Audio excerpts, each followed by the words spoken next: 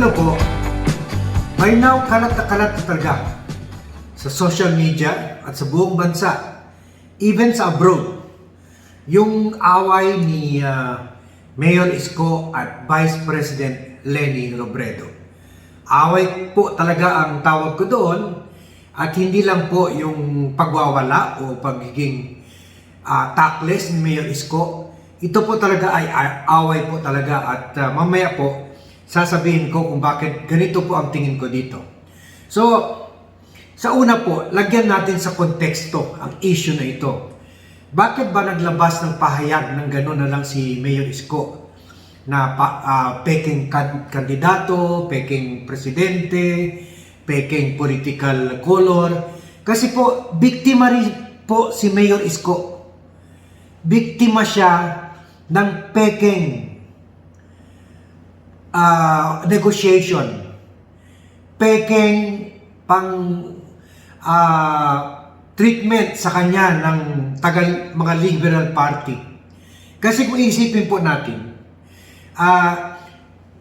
they went through the motion po. Kungwari yung one sambayan, nag-votation, nag-negotiation kay Mayor Isko, nag-dialogue kay Manny Pacquiao, kay Grace po, kay Ping Lacson, ganon. Pero nauwi po sa wala.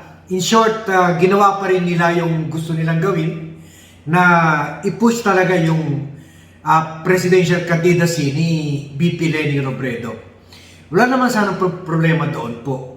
They are entitled to that. And they are entitled to run. Yun nga, sinabi ngayon ni Mayor, everyone is entitled to run.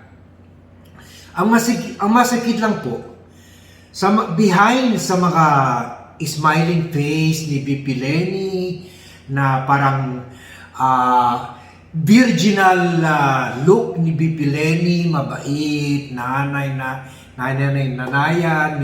yung may mga time nakipag-sani puwersa pa sila sa City Hall, gumawa ng ng mga COVID testing, gano'n. Pero lahat po yun ay pakitang tao lang po. Lahat yun ay peking negosasyon, peking proseso ng sambayan.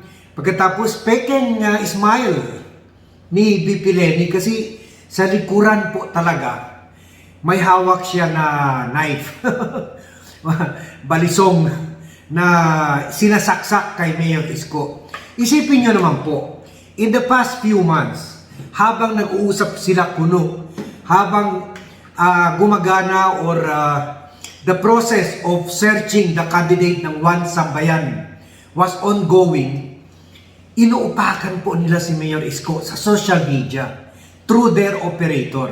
Ganon po sila kagaling. Ganon po sila kasistematiko sa mga trolls nila. Marami po silang trolls at itong ginagamit nila. So, sa harap, parang ang bait-bait ni VP Leni, napaka-humble, napaka-girly, kumbaga walang no mean bone, walang kasamaan sa karakter niya. Pero sa pag-meeting nila, iba ang instruction sa mga trolls. Namomonitor po namin, naka-4 na po sila nabanat kay Mayor Isko simula pang starting last year pa po, at na-trace namin sa kanila po, kasi nagre-reshare po yung mga Leni group rin po, na kaibigan ko rin naman po. Kasi once tumulong rin po ako sa campaign ng isang presidential candidate ng Liberal Party. So, yung quad ko po, yung circle ko ay LP circle pa rin po. Kaya hindi ko naman po ito itinago, at in the past sinabi ko naman admired VP Leni. Kaso lang po, ngayon lang po namin na-realize na we were taken for a ride, or naloko po kami. Tingnan nyo po, sila yung po ang nagpapakalat na si Mayor Isko ay Trojan horse. Hindi ba I discussed that in my past vlog po, na sinasabi nila na si Mayor Isko daw talaga ay bata ni President Duterte. Siya daw Duterte light, siya daw Manchurian candidate. Hindi po natin maisip na gagawin ito ni Bongbong kasi kung sabihin na Duterte candidate si Mayor Isko, syempre yung boto ni Bongbong mapupunta kay Isko.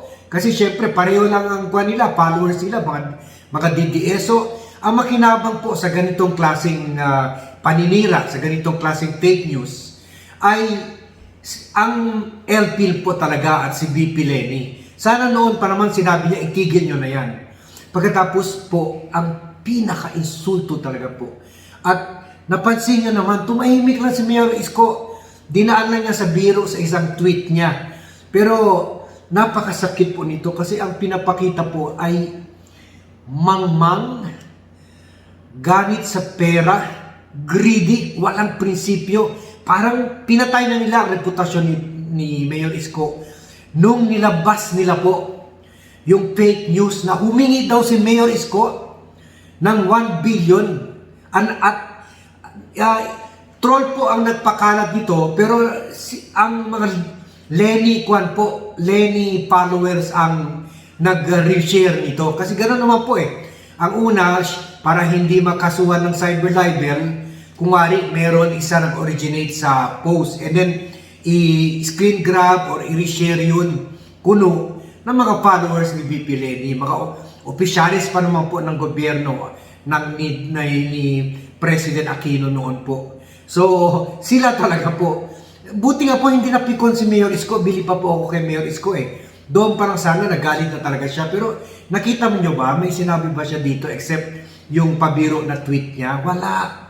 Pagkatapos po, ito recently po, yung Politico.com po, yung online news network po, nagpalabas ng news na sinabi, meron daw si Senator Bongo na Chief of Staff na pinahiram niya or inilagay niya sa kampo ni Mayor Isko para tulungan si Mayor Isko. Na si Bongo daw ay parang paalis na sa kampo ni President Duterte at naghahanap siya ng parang padrino na, ikuan siya to save his neck kung natalo si Mayor Sara Duterte. Ang alam po namin na galing po talaga ito sa mga yelo rin po kasi ang financer or publisher po ng Politico.com ay si dating Budget Secretary Butch Abad. Hindi ko po sinasabi si Butch Abad ang may gawa nito. Ang sinasabi ko lang po, I'm putting together two things na lumabas ito sa exclusive news sa Politico.com at si Butch Abad ang may-ari behind sa papel na ito. So, hindi ko po sinasabi ginawa nila ito, basta sinasabi ko lang po, kayo na po mag-conclude na you put 2 and 2 together na lumabas po yung balita exclusive sa Politico.com. Pagkatapos ang may-ari po nito ay top official ng Liberal Party po at top official ni dating Presidente Pinoy Ninoy Aquino III. So, Benigno Aquino III. So, ang pinaka-latest po at kumbaga kung sinabi ni FPJ yung napuno na ang salop or na po talaga napuno na po talaga si Mayor Isko, nawala na talaga siya ng pasensya kasi po tao lang siya po eh. Yung si Leni, pag-file ng candidacy at nag-mensahe siya na unity, na reconciliation, pero po sa likod naman ang instruction sa mga sa mga trolls po ay ikalat itong withdraw Isko. So sila lang po makikinabang nito po eh. Sila lang talaga po kasi yung boto naman po ni Isko hindi naman transferable sa mapunta kay Marcos, hindi naman po mapunta kay Ping, hindi naman po mapunta kay Sara. Kumbaga, kasi po parang si Isko na po ang mukha ng opposition ngayon. At sinabi ko noong una na opposition doesn't mean Liberal Party kasi wala na po. ang opposition ngayon, yung mga tao galit o napuno na sa abuso sa Duterte administration. At the same time, hindi rin nila nakalimutan o galit pa rin sila sa abuso rin ng Aquino administration. Yun na po ang bagong opposition ngayon. Hindi po yung Liberal Party.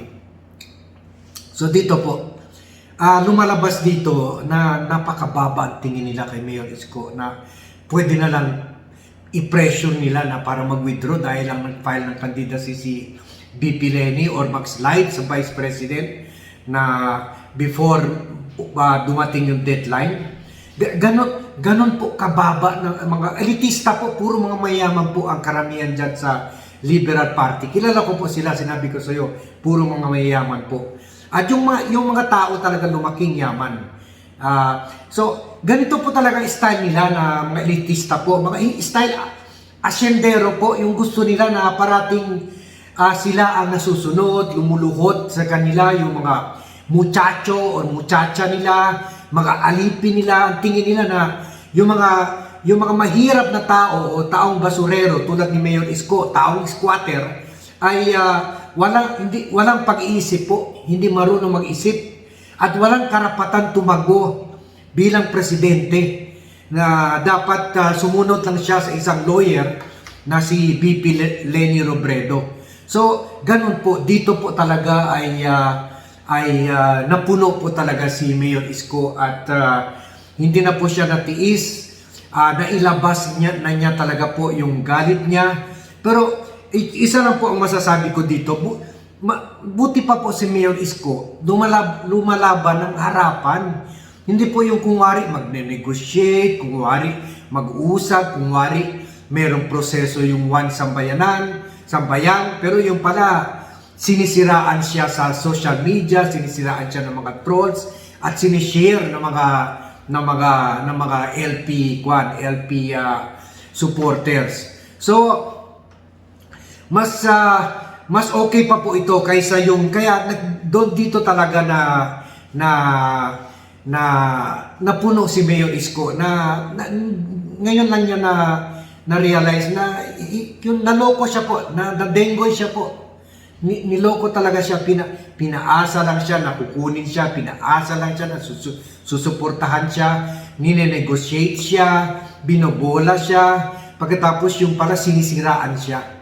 So, matagal na po namin alam ito, pero ngayon lang talaga, napuno na talaga si Mayor Isko. Kasi strike 4 na po yan, strike 4. Sobra na po yan. Kung isa po, sabihin natin, pwede mo pa i-forgive. Kung pangalawa po, sabihin natin, sige, ipasa Diyos na lang natin. Kung pangatlo, abuso na yan.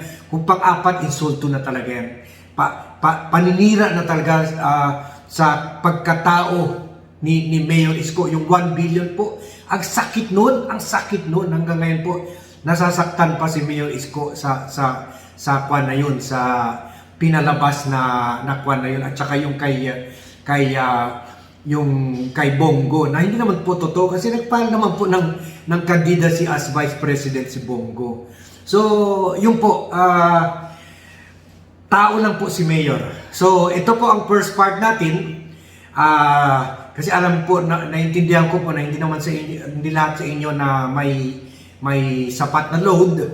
So, mag second part po tayo. At sa second part po, ihahayag ko kung ano po ang sinabi ko kay Mayor Isko ukol sa issue na ito at ano rin po naman ang reaksyon ni Mayor Isko at sa mensahe ko sa kanya at anong advice ko sa kanya. So, yun po, please share. First of all, please share this to all those na sinabi nagbagong isip na sila kay Mayor Isko, dati sila kay Mayor Isko, pero inalis na nila yung suporta o yung sinasabi na kawawa naman si BP Leni, babae, balok pa, inaway ni Isko, hindi dapat ginagawa sa babae yung pakishare po doon. At saka sa lahat na rin po na kaibigan nyo na whether supporter o kritiko ni Mayor Isko, para lumabas po ang katotohanan kasi nakalimutan na po natin na naka-strike 4 na ang sila kay Mayor Isko. So, yun po, please subscribe to the Blackcaster Armandin YouTube channel And see you in the second part.